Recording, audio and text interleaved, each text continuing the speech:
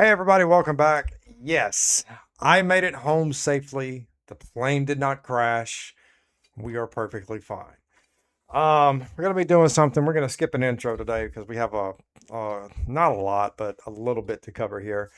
And I wanted to go over some of the stuff, equipment that I used in the most recent shoot. Some people might say it's a little bit of arrogance. It could be a little bit of confidence here, a little bit of this and that, but we're not going to get into that. I will just, and in terms of some of the footage, I'm going to be putting out teasers for each one of the projects we're doing, to kind of let you guys see the quality of the footage that we, shot.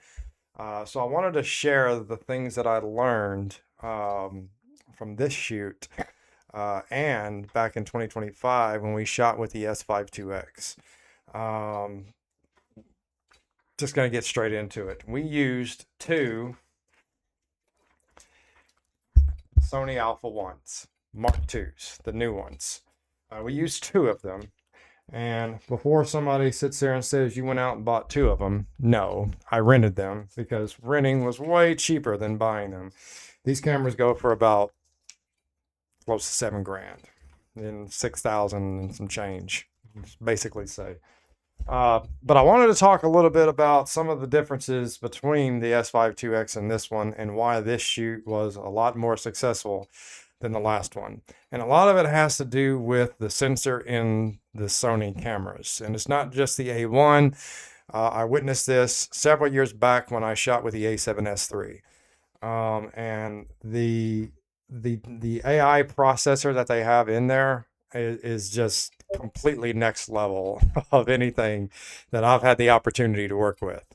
And you can obviously, you'll be able to, when these videos come out and you start seeing the teasers, you'll be able to see a massive difference in the terms of the way lighting is perceived into the sensor and the way it protects highlights a lot easier.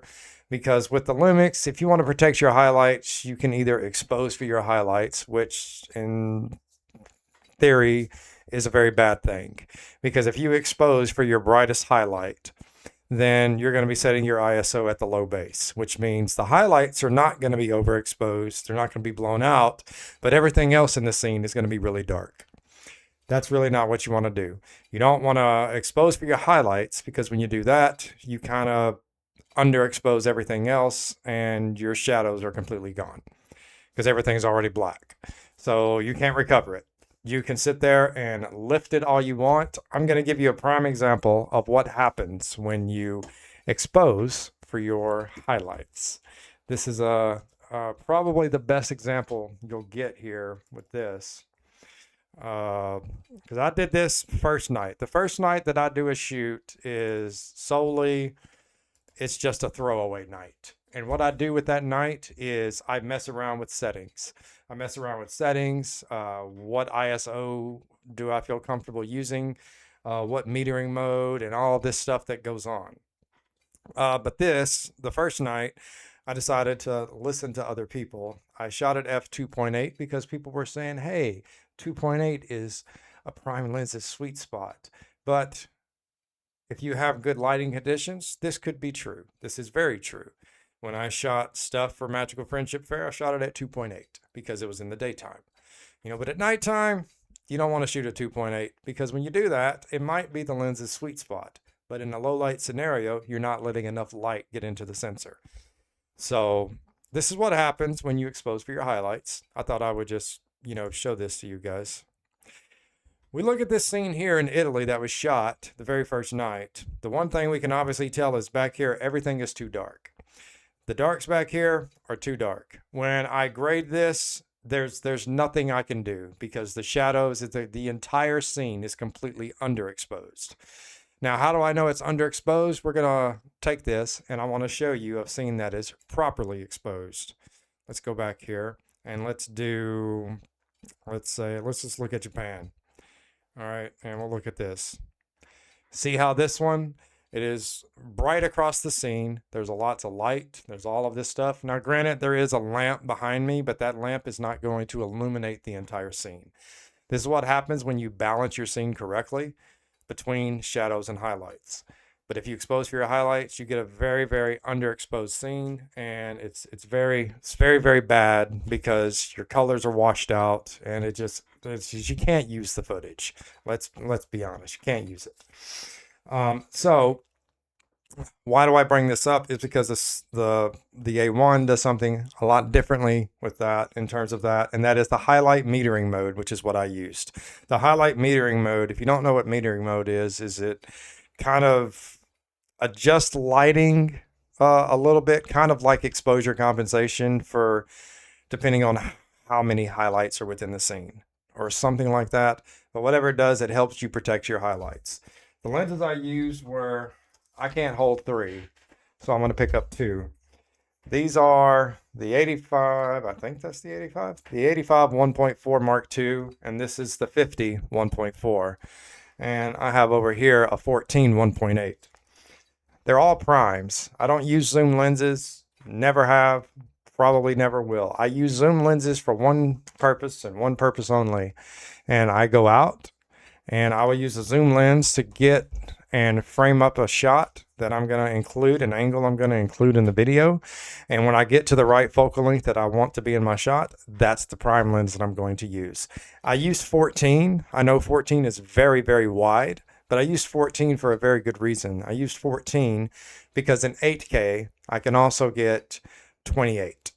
When I crop in a 4K timeline, the 14 millimeter will also turn into a 28 millimeter. So I have a lot of leeway between 14 and 28 that I can crop in and out to get the angle that I want 100%. So if I wanted to shoot with a 20 and that's it, it gives you no margin for error. It's perfectly centered at a 20. It gives you no margin for error. You can't go back.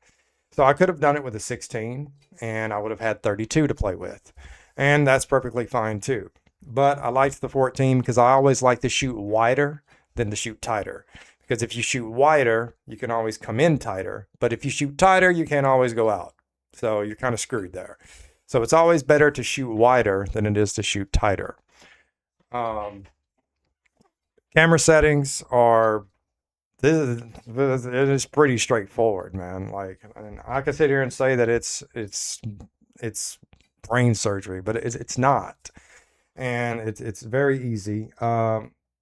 Your aperture should be all the way open at 1.4. There are 3 base ISOs with the A1. I noticed that in low is 800. Your base starting is 800. But noise cleans up at 4,000 and between 4,000 and 5,000. Now there's no in between 4,000 and 5,000. It goes from 4,000 to 5,000. So 4,000 and 5,000 both are very, very clean. And this was shot at 5,000. You can look that there is some noise. You probably can't tell from the video, but I can look at it on my 8K monitor and tell you that there is noise in the scene, but it's like salt and pepper noise. So it's not that big a deal. Post noise reduction.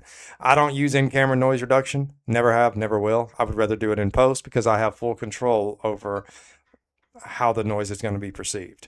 If I shoot at a different ISO that is different than the base, then I know it's going to introduce some noise, and I want to be able to have control over what I can do with that noise. So shooting with the 1.8 and shooting with the 1.4 is, you can't really tell a little bit of difference between the two. You really can't. There is a little bit of difference there in terms of how much light is let into the sensor. But doing something like this is, you can compensate it to match it up pretty good. So when I shot with the 1.4, I left it at 5,000. Pretty straightforward, right? When I shot with the 1.8, I put it at 6,400. Okay, so it's, basically one step up. And what I did is by shooting it at 6,400, 6,400 is equivalent to 5,000 on the 1.4. And so that's how I got the scenes to match up good using a 1.8 and a 1.4. And the 14 millimeter 1.8, that sucker is sharp. It is insane. I do believe that this, wrong mouse. This scene here is with the 14, I believe. Yes, this is with the 14. and this is with the 50. So you can see you can't really tell a difference between the brightness of the scene. They both look equally bright between one another, and that's because of the way that, I tested the ISO that first night. Um, when you're shooting these shows, do not use zebras. Don't use zebras. A lot of people say zebras help you expose, and they'll tell you when you're clipping highlights, don't use zebras. Uh, we used zebras the first night. They were a complete disaster because when doing stuff like this, there's always going to be some things that are clipping just a little bit. But just because it's clipping just a little bit doesn't mean that it's completely blown out. Like it was saying, I had the zebras at 117 and a light from Luminous came up and it said that it was clipping. It's just a freaking light, bro. Like it's not clipping. So I don't really find the zebras to be 100% reliable in terms of exposing. Uh, I use the histogram. The histogram is what I use to expose. It's the easiest thing for me because it's what I've always used. And it's quite simple. The histogram is very straightforward. It's a little box and it has white lines. If your white lines are too far to the right, you're blowing out your highlights. It's just that simple. If you're to the middle, then you got a pretty good balance.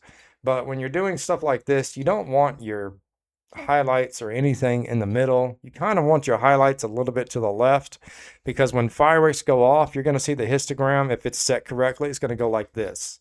And the highlights are going to go either to the middle or they're going to go down. And what that means is your highlights aren't clipping. Now, if your highlights are going up like this, you're clipping. Okay. So at 5,000 and 6,400, I didn't clip any highlights. Now, granted, I knew how to, adjust my ISO depending on certain parts of the scene and certain parts of the show. So that way it would allow that to happen. Like with Happily Ever After, when we get to the Go the Distance scene, that scene is very dark. The blues and everything in that scene is very dark. So I bumped the ISO up to about 8,000. And for that particular section, especially when I was doing projections, I turned it up to 8,000. And then after that, I turned it back down to 5. For the finale of Luminous, it is insanely bright. Like there is absolutely nothing you can do that's going to help you from clipping or blowing out highlights during that finale. The only thing you can do is you can adjust your exposure. You can adjust your exposure to be able to capture it the best that you can. So what I did was when we got ready to do the finale, I would drop my ISO down to the low base. And as soon as the finale was over with, I would turn it back up. It's pretty straightforward. I did that with all of my scenes because in the tribute video we're going to include each section with the finale in different locations. So you have to adjust your exposure in that type of way. It's not really a bad idea. I know some people say, oh, well, I just want to, turn my camera settings one way and leave them like that. But with certain shows, especially with Luminous, with it being shot inside the park, it's just very difficult to, manage everything. So you've got to keep an eye and you got to watch your highlights. You have to protect highlights with Luminous because if you don't, you're going to blow them out. I see it all the time with people that make fantastic videos and they do a great job. I know they put a lot of work in them and they blow their highlights out in the bright parts of the show.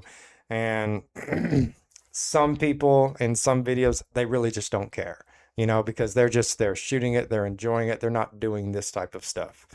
So if you want to protect your highlights, turn your metering mode to highlight metering mode. And on certain parts that are going to be bright, just turn it down. Like the finale, bump that stuff all the way down to 800. And then afterwards, you can crank it back up. Okay. There are certain parts of Luminous show that's really, really dark. There's only like a few fountains going on. The When She Loved Me scene, that is a very dark scene. I cranked everything. I always crank that up to 8,000 because that scene is already dark as it is. There's nothing going on. There's no fireworks going on. So there's no reason why you shouldn't crank up your ISO to get the best possible exposure there. Happily Ever After, I think I had to make adjustments to Happily Ever After. That's just because I wanted to. At the Go to Distance scene, you could honestly set your ISO at probably about 4,000 to 5,000 if you're using a 1.4, and you could leave it there, and you would still have a good product at the end of it. You don't have to adjust it with Happily Ever After. With Luminous, it's more complicated because everything is shot inside the park and you're right there. So the distance away that you are creates a, well, what's the best way to say this? It creates brighter lights because you're so close. With Magic Kingdom, you're further away from the firework explosions. You're not right there. And the fireworks explosions inside the park are massively large, just like they are at Magic Kingdom, but they are just right there. So I wanted to share this. Oh yeah, audio. I'm gonna tell you right now, this little thing right here is a freaking beast. This is the Zoom F3 field recorder that I used when I recorded my audio. I got about 12 different audio tracks of Luminous and about 16 different audio tracks with Happily Ever After. So I got a lot, and it takes 2 XLR mic inputs. I'm going to pull a photo up and I'm going to show you guys. Oh, hello, Japan. How you doing? Nice to see you again. Yeah. This is what we had. You can obviously see right here. I don't know if you can see my mouse cursor barely, but those 2 microphones right there, those are the Rode NTG5 shotgun microphones. And initially, I had one pointing forwards and one pointing backwards because I wanted to record crowd noise. I wanted to record crowd sound, and I wanted to record a 360-degree angle. Because whichever direction you have these microphones pointing, that's the direction they're going to pick stuff up at. So I have both of these on our last night facing forward because I wanted more fireworks sounds. Because I'm going to isolate and use stems to isolate the fireworks sounds. So I wanted more fireworks sounds and more soundtrack. So they connected to this. You can obviously see the field recorder right here, the 2 Sony A1s, the 14 millimeter and the 50. This horizontal mount that I have, I got off of Amazon. This thing was about $50. This thing was a lifesaver. Mount 2 cameras at one time. I don't necessarily like these mounts here. They don't rotate back and forward. So I would have one exactly, I would set the tripod up where I would have one angle the way that I want, and then I'd have one of my clamps and attach it to it. That way I have full control over the angle that the camera sits. Because with the 50, you want your 50 to be set at one angle, one trajectory, and your 14 is going to be always, it's not going to be the same. You're going to want it to be a little bit higher or leaning back, so to speak. As you can see on the 14 right here, it is, this one's leaning back a little further and this one's just straight. So this records in 32-bit float. If you don't know what 32-bit float is, most shotgun microphones, like the Video Mic Pro Plus that Rode has, they all shoot 24-bit. And why is 24-bit bad? It's not. They usually have really good quality. The only bad thing with 24-bit is they can sometimes clip on Epcot fireworks sounds. Epcot fireworks sounds are extremely loud. Like something that a lot of people don't talk about is how loud the Epcot fireworks are in the park. They are insanely loud. My son had noise canceling headphones in. His tablet turned all the way up, and he said he didn't like it because he could still hear the fireworks. Those fireworks are extremely loud. So 24-bit microphones, not all of them, unless you turn the gain down, or some of them might capture it a little bit, but there's always that possibility of clipping. And once you clip audio in 24-bit, you can't really do anything with it. So we record in 32-bit float because none of the audio will clip. It'll just be like it is, and we can go in post and we can bring it down, normalize it, and fluctuate the gain in post the way that we want it. And nothing will be blown out. Everything will be sound. Everything will be in unison with one another. And because we're recording with 2 separate microphones into this, it's not one track, but 2 separate tracks, one for each microphone. So you get to isolate whichever direction you're going in. That's why we grab this bad buddy. This thing is freaking ridiculous. Let me tell you. My memory card is stuck in here, so it's mine forever. So that's what we used. That's how we did it.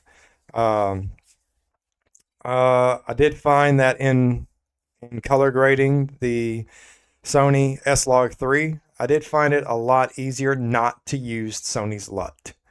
I use Sony's LUT and put it in the camera to use it when I was exposing, but in post, I never used the LUTs that they give. When I did the Panasonic, I didn't use their LUT. I had their LUT in the camera, but I didn't use it in post because I don't use LUTs in post. I do all my stuff manually. I will add saturation and I will add contrast. And the reason I do that, I'll add saturation, contrast, lower the exposure a little bit. I will do all that stuff in post because I want full control over everything that happens in my production.